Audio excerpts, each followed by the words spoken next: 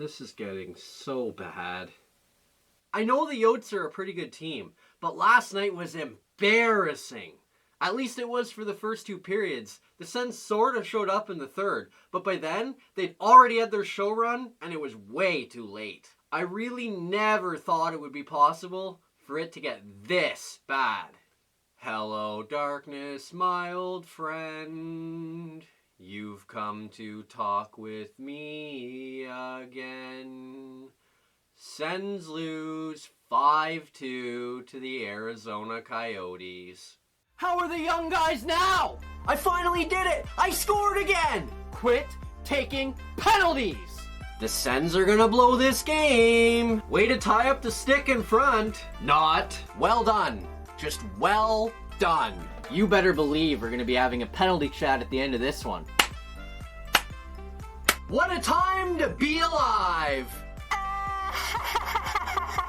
What a long and brutal season that was.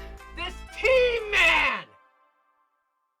God, last night was so bad. I sit down to watch a hockey game, and instead, I get a massacre. It felt like an NHL team playing against the Miami Dolphins. Most of the pundits call the Miami Dolphins a high school team. At this point, I couldn't even call the Sens a pee-wee team.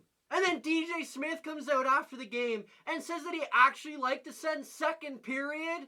Come on, DJ Smith, give it a rest. I may be on your bandwagon, but that was not true. I know that, you know that, the players know that, even the sponsors know that. It was just pathetic. It's getting so bad. With every game, I'm getting closer and closer to being apathetic. I almost don't even care about this team anymore. But being the glutton for punishment that I am, I can't quit liking this team, and I continue to hurt myself. As always though, let's kick things off with lineup changes. After losing to the Vegas Golden Knights on Thursday, the Sens made just a single change, as Anders Nilsson drew out, and Craig Anderson got the start. So much for the 50-50 split. Am I right?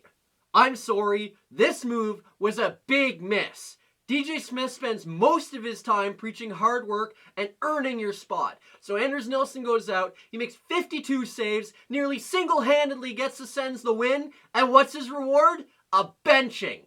What's even the point? Oh, you need to work hard, but I'm going to decide whether or not you worked hard enough to get a spot, even if you make 52 saves. And he certainly wasn't to blame for last night's loss, but the message just get lost. If you work hard, play well, and you get benched anyway. In this game, though, nobody really played well. And it started almost right away. The game even started 20 minutes late, as the Coyotes spent the first 20 minutes celebrating Phil Kessel's 1,000th game. Congratulations, by the way, Phil. 1,000 games is a lot of games. But the Sens, even though the game was 20 minutes late, still weren't ready to start. The Coyotes come out pressing, and barely 7 minutes into the game, they're already ahead. Hinostroza brings the puck in the Sens zone, drives wide on Shabbat, then wide on Nemestikov, takes the puck behind the net, feeds Capo Bianco at the point, he fires a shot on goal, hits Nemestikov's stick, beats the screed Craig Anderson, and the Yotes lead 1-0. Capo Bianco. The guy is made up, and he still scores. Welcome to Ottawa, where you don't even need to be a real person to score an NHL goal. In all seriousness though, that's 2 games in a row where the Sens have tipped a shot by their goaltender. Don Cherry would be fuming. And speaking of fuming, I was a minute and a half later. When the Yotes scored again, it made it 2-0. Keller takes a feed and moves into the Sens zone. He fires a shot on goal. Anderson makes a save, tries to knock the puck away with his stick, bounces off Tierney, lands in the crease, sits there. Ekman-Larsson taps the puck into a wide open net because Anderson slid his way out of the net, and just like that, the Yotes lead 2-0. I hate this team, I hate this team, I hate this team! They just look so embarrassing. Why is it every time they give up a goal, it just looks so bad? They either just tip it in their own net or just look completely incompetent. There's the Tierney and DeMello botch against the Knights, then Tkachuk tips it in his own net against the Knights, then Nemestikov tips it in his own net against the Yotes, and now Anderson and Tierney with their botch against the Yotes. That's 4 straight goals where it's absolutely awful. It's just always a calamity with this team. Thankfully though, it doesn't get any worse. We head to the second period with the Yotes in front, 2-0. Andy then bails him out a few times with point-blank chances early in the second, but finally the Yotes break through, make it 3-0. Garland brings the puck into the Sens zone. He goes cross-ice to Richardson. He fires a shot on goal. Andy kicks it aside, lands perfectly on the stick of Garland. He fires it in the empty net, and there it is, 3-0 Coyotes. Can I turn this off now? No! You have a video to make! Andy keeps making saves late in the second, and we head to the third, with the Yotes still in front, 3-0. And make no mistake, the shots may be 15-15 after 2 periods, but this game isn't even close. It's a whitewash. Soderberg then adds another power play goal barely a minute into the third period, and the road is on. Except finally the Sens decide to wake up. Nemesnikov takes advantage of a Coyotes turnover, races in, scores shorthanded, then in a miraculous twist of fate, Chris Tierney scores the Sens' first power play goal of the season, 1:10 later, and with just under 16 minutes left in the third period, the Sens trail 4-2. The Sens keep peppering Ranta, but can't find the back of the net, and then late in the period, Krause adds an empty net goal, because why not? And the Coyotes skate away with a 5-2 win. Sure, Ottawa's third period was better, but thank God that's over. Let's just get into good news, bad news. I usually try to be sort of positive in these videos, but not today. I don't care that the Sens came back from 4-0 down in the third period. It's way too late. They were terrible last night, so no good news.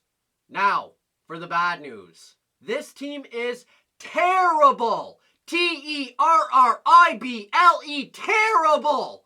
And that is the bad news. I knew it was going to be a rough year, and I knew they weren't going to be very good. But even I couldn't have foreseen them being this bad. It is bad. Colorado gets made fun of for getting 48 points 3 seasons ago. Honestly, at this rate, I'd be happy with 40. It's really, really bad, and the worst part is, it's not getting any better. Something needs to be done. Attendance is suffering big time because nobody trusts ownership. Now the play on the ice is god-awful, which means that attendance is only going to get way worse. The Sens are bad, like really, really bad, and that is the bad news. Next up, the Sens wrap up their 3-game road trip with a trip to Dallas on Monday night to take on the Stars. The contest will be the first of 2 meetings on the season between the 2 teams, who split last season's season series 1-1, thanks to home ice, as the Sens won 4-1 in Ottawa, and Dallas won 6-4 in Dallas. But so far this season, the Stars have gotten out of the gate terribly slow, as they have a 2-7-1 record so far this season, which only means one thing: they'll start getting back on track Monday night when they take on the Sens. They're just so bad, I don't even have faith that they'll stick with a bad team. That's it for this video. Hit like if you liked the video, subscribe to the channel if you haven't already, share the video with all of your friends, and today's question: what would you do to make this team better? It's really bad right now, and it needs to improve. Let me know what you'd do down in the comments section below to improve this team, and at least make them kind of competitive with the bad teams.